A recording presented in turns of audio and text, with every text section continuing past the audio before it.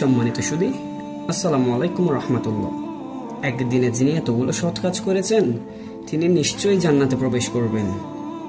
একদিন মহানবী সাল্লাল্লাহু আলাইহি সাল্লাম তার সামনে উপস্থিত সাহাবাদের লক্ষ্য করে বললেন, তোমাদের মধ্যে এমন কে আছো যে আজ রোজা রেখেছো? হযরত আবু বকর রাদিয়াল্লাহু তাআলা বললেন, ইয়া রাসূলুল্লাহ সাল্লাল্লাহু আলাইহি সাল্লাম, আমি রোজা রেখেছি। নবী সাল্লাল্লাহু আলাইহি সাল্লাম আবার বললেন, এমন কে আছো যে আজ কোন সবাদারের সাথে গমন করে জানাজার নামাজ পড়েছো? আবু বকর রাদিয়াল্লাহু তাআলা বললেন, এই মাত্র আমি এই কাজ সমাধা করে এসেছি। মহানবী সাল্লাল্লাহু আলাইহি সাল্লামের কণ্ঠ থেকে আবার ঘোষিত হলো, আচ্ছা এমন ব্যক্তি এখানে কে আছো যে আজ কোনো পীড়িতের সেবা করেছো? হযরত আবু বকর রাদিয়াল্লাহু তাআলা বললেন, আজ আমি এক পীড়িত ব্যক্তির সেবা করেছি। মহানবী সাল্লাল্লাহু আলাইহি সাল্লাম আবারও বললেন, আজ কিছু দান করেছো এমন ব্যক্তি এই মজলিসে কেউ আছো? সলজ্জভাবে হযরত আবু বকর রাদিয়াল্লাহু তাআলা উত্তরে বললেন, এক অতিথিকে আমি সামান্য কিছু অর্থ সাহায্য করতে পেরেছি।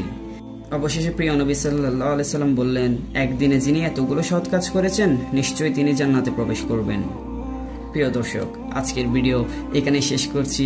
দেখা হবে ইনশাআল্লাহ পরবর্তী কোনো এক ভিডিওতে। ততক্ষণ পর্যন্ত ভালো থাকুন, সুস্থ থাকুন, MM ফাউন্ডেশনের সাথে থাকুন। ধন্যবাদ। আসসালামু আলাইকুম রহমতুল্লাহ।